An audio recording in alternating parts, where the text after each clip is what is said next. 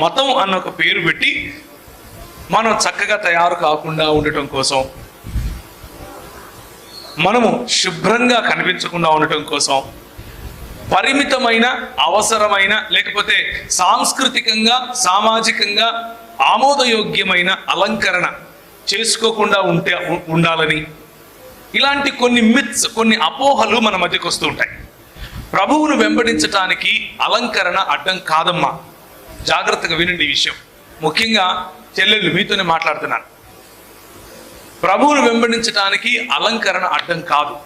కానీ అలంకరణ కంటే ప్రాధాన్యమైనటువంటి హృదయానికి సంబంధించిన ఆత్మీయ లేక ఆధ్యాత్మిక అలంకరణ చేసుకోవాలి.